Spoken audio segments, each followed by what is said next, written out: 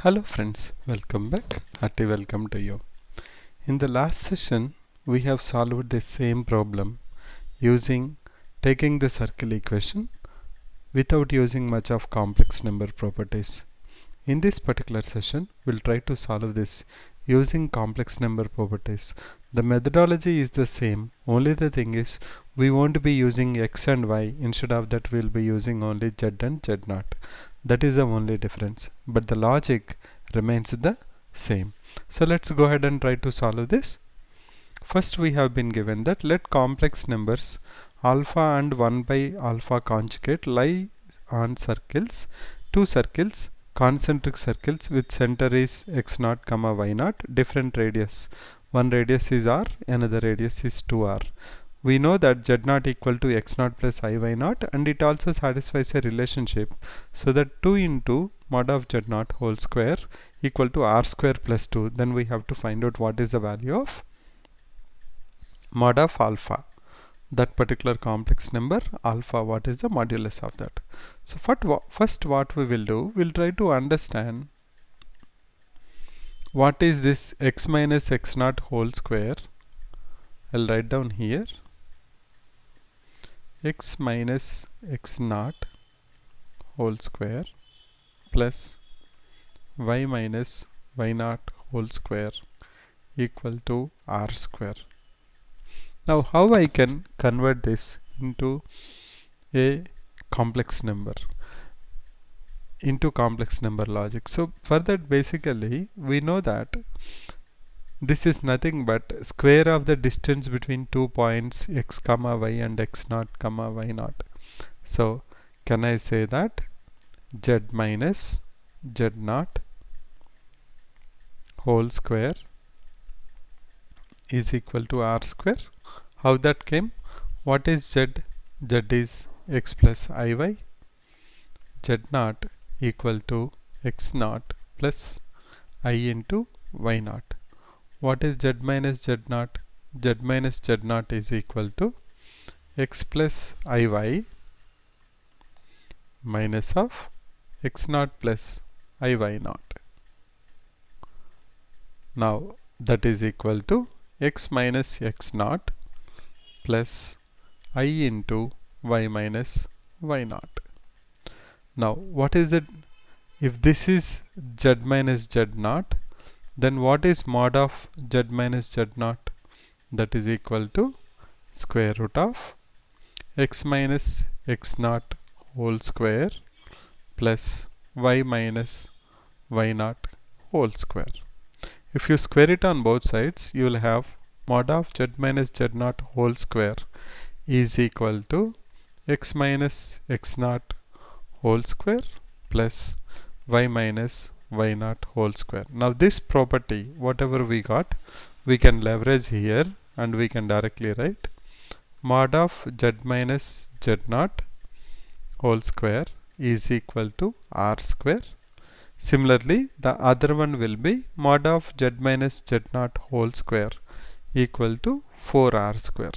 These are nothing but circle equations when represented in complex numbers. Now we have been clearly told that on the first circle alpha complex number lies, and on the second circle 1 by alpha conjugate lies. So how that if you substitute, how it will become? It will become alpha minus z0 whole square is equal to r square. Similarly, 1 by alpha conjugate minus z0 whole square equal to 4r square. Now in both the circles we just substituted the value of the complex number. Now we will try to correlate this. We have another condition with us. The other condition what we have is this condition, which says that 2z0 square is equal to r square by 2. That condition will be using it after some time. First we will try to simplify this so that we can get some condition out of these two equations, because I know this is r square, this is 4r square, and we expand, we should be able to take something common or eliminate. So let's open this. Before that, we will leverage a property. The property is you know that already we discussed about this. Mod z square is equal to z into z conjugate, because if you take z equal to x plus iy, what is conjugate of z? X minus iy. You multiply them, what you get? X square plus y square. What is that? Nothing but square root of x square plus y square whole square. So mod z whole square can be written as always z into conjugate of z. So the same logic can I apply here, and I can write it as alpha minus z naught into its conjugate, that is alpha conjugate minus z naught conjugate. We know that if you want to write a conjugate for a complex number which itself is a combination of complex numbers, then you go to individual complex numbers and put down their conjugates. So this is our one equation. Where is our second equation? Our second equation comes from 1 by alpha conjugate minus z naught multiply with 1 by alpha conjugate for alpha conjugate minus z naught conjugate is equal to 4r square. Now we have two conditions to take care. So let's go. So then our next step here will be, we will work on this first. So we'll write down alpha into alpha dash minus when I say dash, it is nothing but alpha conjugate, z naught into alpha conjugate minus z naught conjugate into alpha plus z naught into z naught conjugate equal to r square. That is our first condition. First we are working on the first condition. What will be our next step? Alpha into alpha conjugate, according to our logic, that's mod alpha whole square minus z naught alpha conjugate minus z naught conjugate alpha plus again z naught into z naught conjugate is mod z naught whole square, which I know is nothing but r square by 2 plus 1 from the condition. So we have r square here. Now remember this, we will go back to the second condition now. We'll try to get the second condition also in place now. This is our first equation. Second equation comes from here.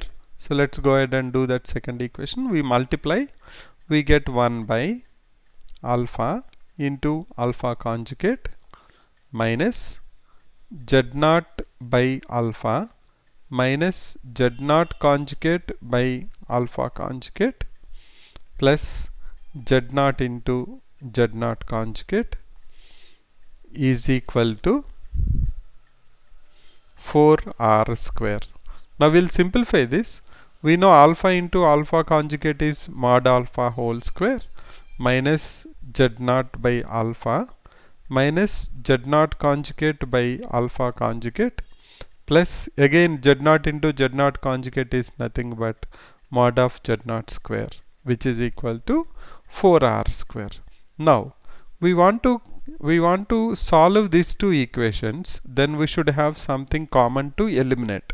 So for that, what we will do, I see z naught here, z naught dash here, and we have to find out alpha information. Mod of alpha we have to find out.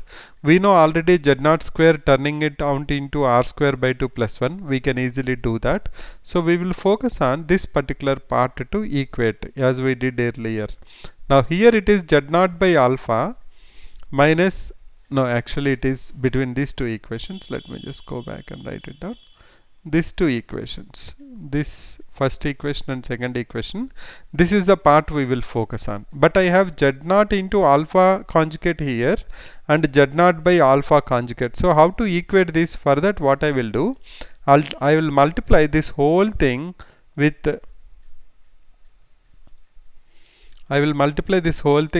alpha square. What is alpha square according to us? Mod of alpha whole square is equal to alpha into alpha conjugate. So I'll multiply with alpha conjugate. So then what it will become, next step will be, it will be 1 minus z naught into alpha conjugate minus z naught conjugate into alpha plus mod of z naught whole square into mod of alpha whole square is equal to 4r square into mod of alpha whole square. This logic you have to be clear. When we multiply with alpha into alpha naught or mod alpha square, this becomes 1. When it is mod alpha square, this is alpha into alpha conjugate. Alpha alpha will cancel, alpha conjugate remains. Similarly, in the next one, alpha remains. Okay, this is actually my equation number 2. So we'll erase that one now because we are going to work on this too. So I'll just go and get this erased. Okay, fine. Now we have our first and second equations. So we'll try to equate this. How it looks like. Let's write down here. We'll work on these 1 and 2 equations and see how we can get the value of alpha square. This is 1 and 2 equation. So what I will do, I will equate them first. Can I say mod of alpha square plus mod of z square, z naught whole, mod of z naught whole square minus r square equal to this part when it goes to other side. The same thing I will try to extract from the second equation also.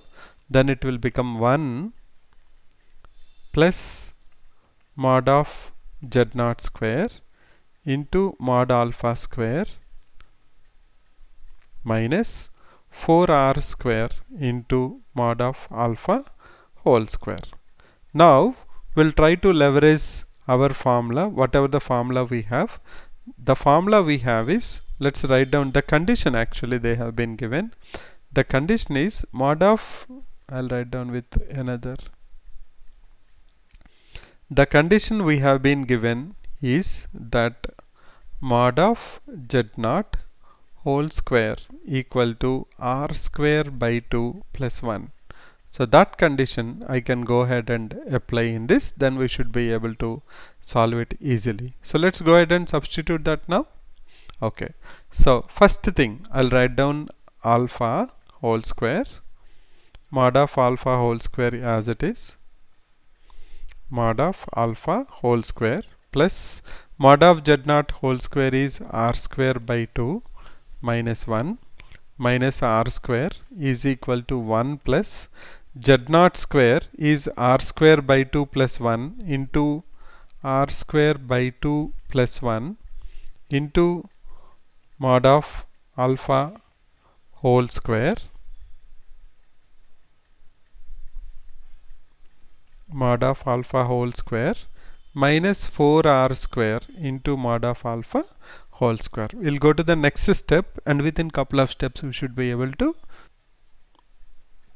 So on the right hand side we'll just open this up. We have 1 plus r square by 2 into mod alpha square plus mod alpha square minus 4r square into mod alpha whole square. Here we have mod alpha whole square plus r square by 2 minus 1 and minus r square. We'll try to cancel out. Let us see what we can cancel. Mod alpha square will cancel. Then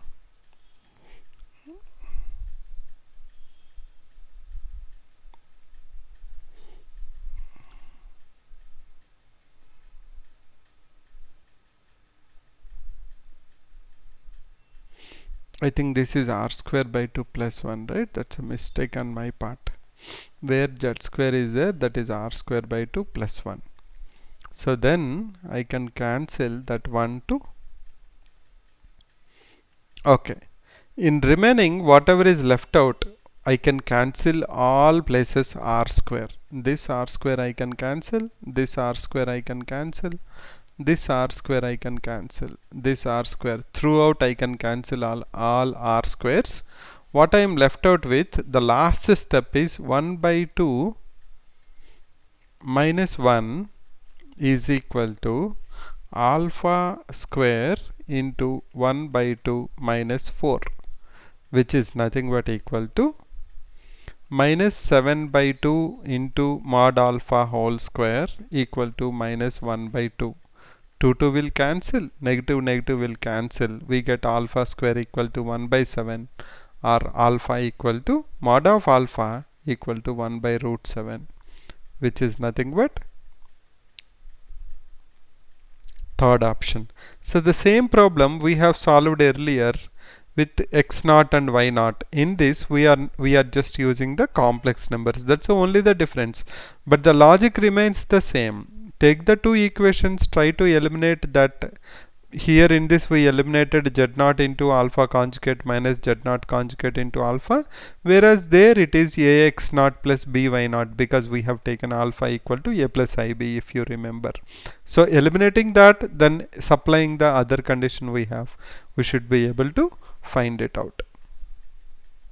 So that's another way how we can solve this problem. Earlier we solved by taking the circle equation in terms of x and y. In this we have converted the circle equation into its complex number form. So that's nothing but z minus z naught whole square equal to r square, or z minus z naught whole square equal to 4r square. The methodology, the approach remains the same, only the way we have done it is little bit different. So I'll catch you once again with another interesting example. Till then, keep smiling and sharing. Bye for now.